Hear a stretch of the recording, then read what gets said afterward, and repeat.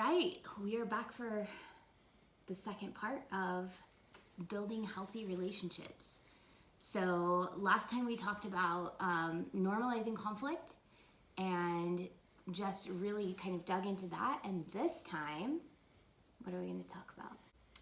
I guess one of the topics I think we were leading towards last time was getting away from the black and white thinking that I would say virtually everyone is susceptible to, but particularly people who have been raised in religion, I think is an even bigger problem for us. Yeah. Because that's what we've often been taught is there's right, there's wrong. Right. There's right, there's wrong. Yeah. There's sin, there's no sin. I can't remember. There's truth and there's right. What's false. There's it's either or. Right. It's black or it's white. It's light or darkness. It's wrong or it's right. Virtue or vice. Yeah. Yeah. All these health or sickness. Health or sickness. Yeah. And even just think about just from a non-religious point of view, just the legal system, right? Mm-hmm. Nobody ever gets a ruling of you're kind of guilty, but not really, Mm-hmm. So it's either you're guilty or you're not guilty. And so how does that translate into our relationships? It typically translates into a winner and a loser, right? Mm-hmm. Our country is big on sports. People like sports, and there's always going to be a winner and a loser in a sports match. And again, that legal setting and so forth. So there's well, we even see it in our school systems too. Like there's a right answer and a wrong answer. Right. There is no gradient of right. You got this and this right, but this part right here is maybe explain this a little bit more from your point of view. It's like we're taught certain things and we're wanted to regurgitate them back in right. many instances. We are moving away from that, but it permeates our entire society, likely because our entire society here in the US at least was founded on some pretty strict religious principles. So sure, yeah, and that no doubt has a part to play in it. And if you think about it, that has I guess the conclusion of all that is that we are a very logic oriented society, mm-hmm. right?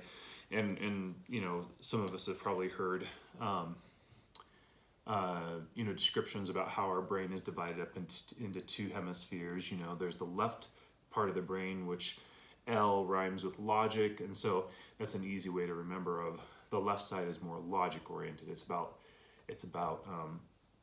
mathematics and concrete ideas and what's logical, what's rational. And then the right side of the brain is more oriented towards our emotions and art and creativity and music and language and things of that sort. And so because there's so much emphasis put on logic, there's a definite downplay of emotion. Mm-hmm. And if anyone's interested, there's a really good documentary that came out a few years ago called The Mask You Live In. And it's a documentary about how masculinity has traditionally been dealt with in our society, particularly I think American Western culture, but I think there's probably a lot of parallels there for on a global scale there. Mm-hmm. But so anyways, there's a lot that obviously plays into that, but how that typically boils down to conflict in our relationships, and particularly with a religious background, it comes down to this right and wrong, mm-hmm. black and white, dualistic, binary thinking. Yeah. There's a lot of ways of saying that, but basically it just means there's a right, there's a wrong, and that becomes very problematic in our relationships because there's a winner and a loser, and no one right. likes to be the loser. Exactly, yeah. Nobody wants to be the loser. Nobody wants, and another way of saying that is just saying nobody wants to be the bad guy. Nobody wants to be the monster, right? Mm-hmm. And that's when our defenses often flare up in our relationships is because we feel like the person is painting me in a bad light. They're not giving me a fair chance, or I'm not feeling heard and understood by them. And so then our frustration grows and it expands, and then it just becomes this back and forth pissing match about who's right, who's wrong. Well, and often it's not even about the issue at hand. It's like other things are brought in to show how the other person is wrong, or how the other person's logic is off, or how they've been wrong in the past. And then it becomes this like bigger issue of just who is the bad guy here? Not even like, what do we need to work on in this particular situation? But in general, who is the bad guy? Who is not the bad guy? Who's generally right? Who's generally wrong? And it can become this whole mess where you're bringing up things from 10 years ago, or, some obscure thing that you just never talked about as a way to prove your point. And so, yeah, I love how you said that it becomes this bad guy versus good guy match. Right. Yeah. Right. And because nobody wants to be the bad guy, we're always going to dig in our heels. We're going to, get defensive. And depending on how we dealt with conflict growing up or saw it dealt with, we often tend to imitate a lot of that. Now, we probably won't get into all the details of conflict this go around, but that's probably one of the most important points I think we wanted to touch on this time, right? Is getting away from that black and white binary thinking about right and wrong. Again, because that's just kind of a core part of our society, but particularly from a religious background. Absolutely. So if somebody is like, okay, I get behind that, you're right, there needs to be, a winner and a winner, this needs to be compromise, it's not about who's right and wrong. Cognitively, I think most people understand that, but we're so entrenched in our patterns that we don't know how to break that. So where do we go from here? We understand that if it's a bad guy versus a good guy, you're going to keep fighting.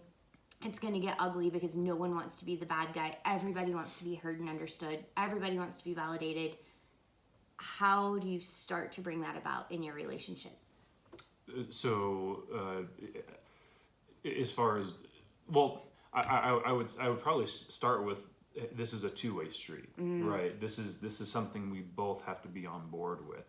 If I approach you and I'm trying to be open-minded and sensitive to where you're coming from, but you don't reciprocate, then now I'm basically being slapped in the face, and I'm gonna shut down again. So there has to be, we have to be on the same page as far as that goes. Otherwise, we will continue to get stuck in that pattern, and so that's probably the biggest part. And I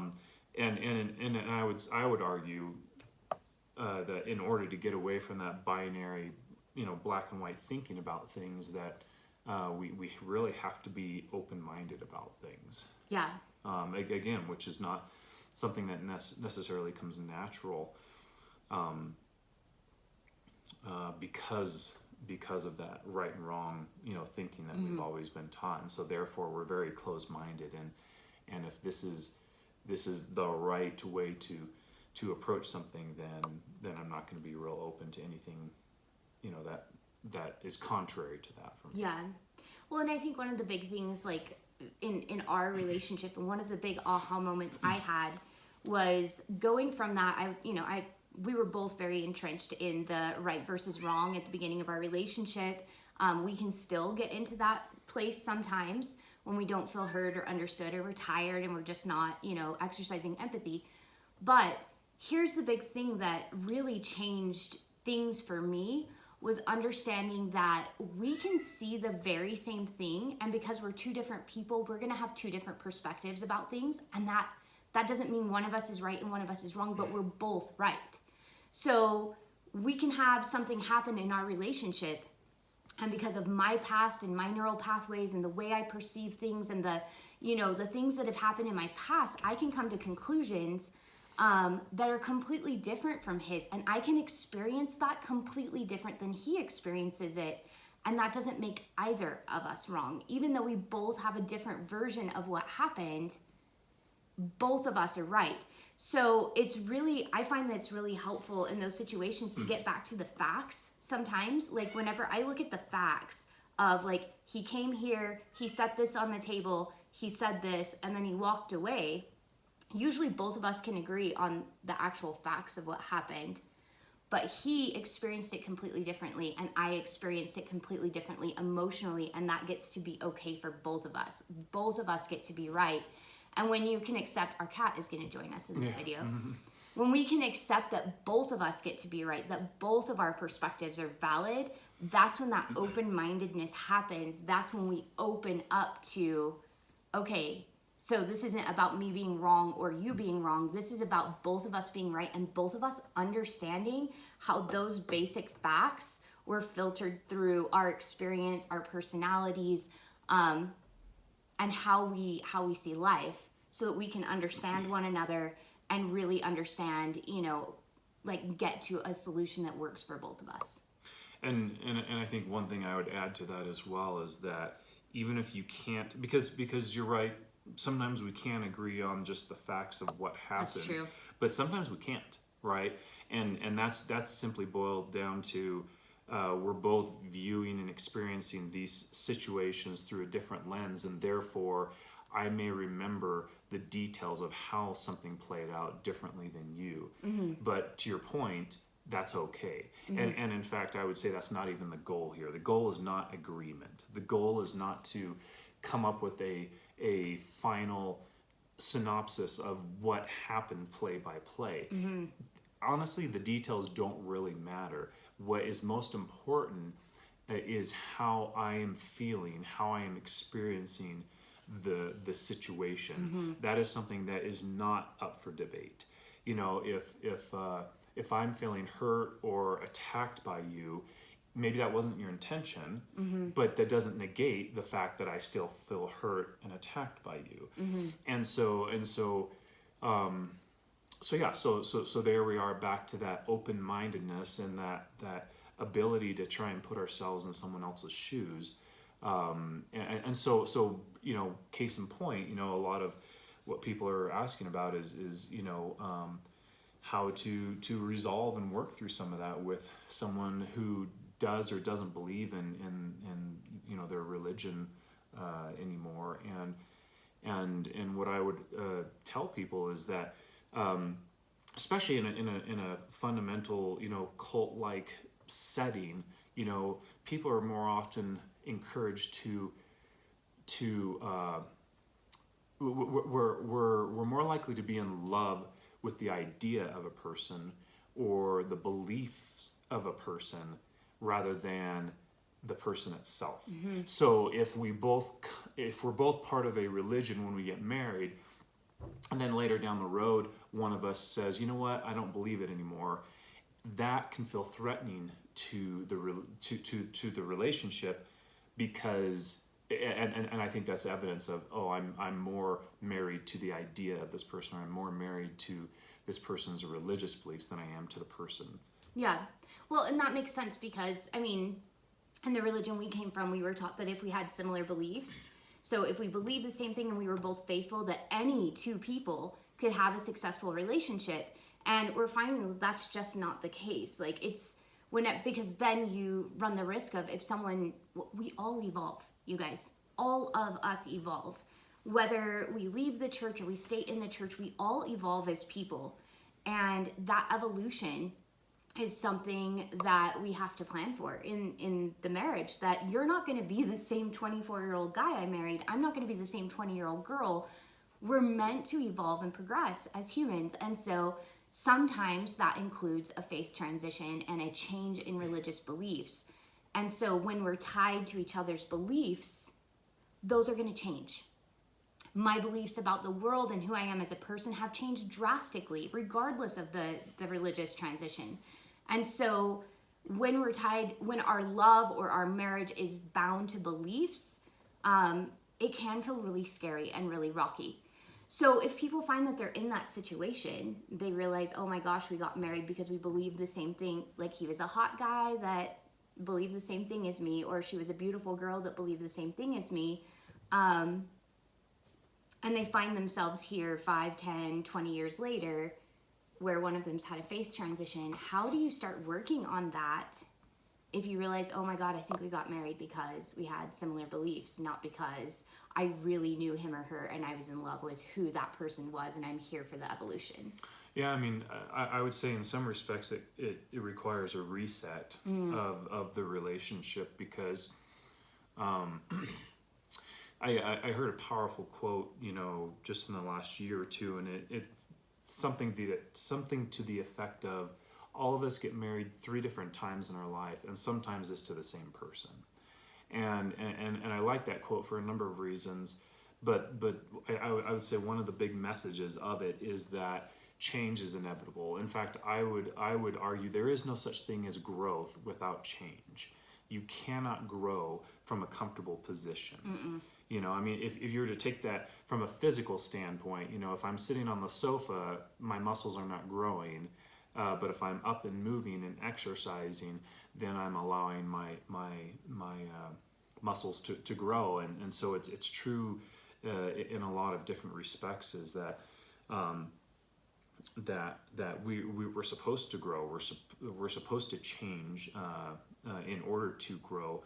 But again, because of a lot of the messages that we hear from religion or politics, there's this idea that we shouldn't change. No. We should be constant. We should be, in the Mormon church, you bear your testimony. I know. And that's you're supposed to always stay there. Steadfast is the word that comes to mind. Right. Endure to the end. Right. All these ideas of not changing, not doubting, not questioning. Not moving. Yeah. Steadfast and immovable is the whole phrase, right. Like not moving, which communicates a closed-minded approach, right? Yeah. Because in order to be immovable, you have to be closed-minded. You can't allow outside information that counters what you know. And because then you might change your beliefs, right? And you might change your mind, and you might understand something differently. So right. it really closes off what you can take in order to protect that. And we obviously see that in politics too, right? Politicians are always boasting about, oh, I voted this way 20 years ago, and I vote the same today. I've always been against abortion, and I always will be. And all these ideas of constantly never changing your views and ideas. And again, that denotes a closed-minded, unchanging attitude, and therefore little to no growth. You cannot grow. So again, going back to the idea of getting married 3 different times and sometimes to the same person, it's a reminder that we change.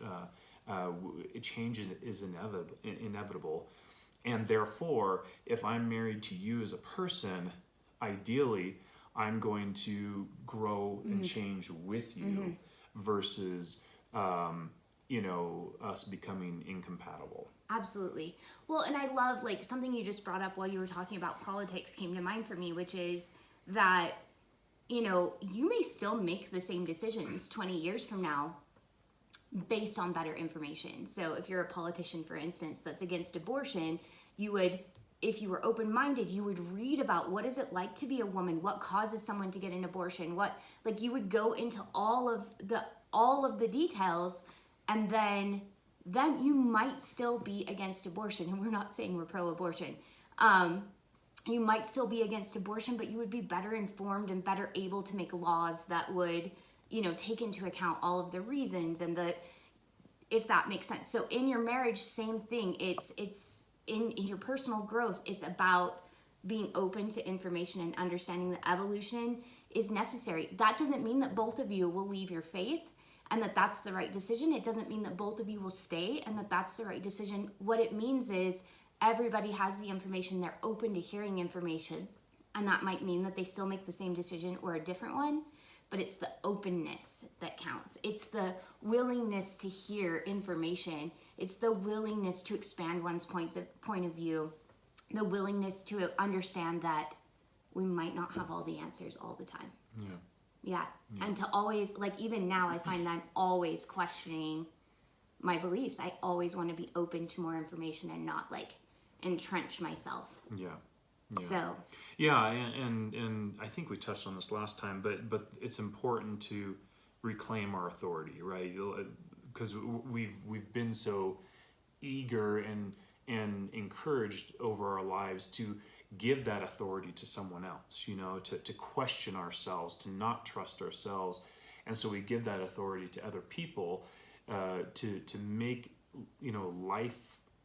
lifelong, life-changing decisions, which then, we naturally grow resentful of over time because it ultimately wasn't my decision. And so being able to be true to yourself, being able to make decisions for yourself requires us to be open to the idea of all the possibilities that are before me. Otherwise, if we're living in fear, we're closing our mind off to every option or possibility that is there for us, and and we're kind of screwing ourselves over. So. Absolutely.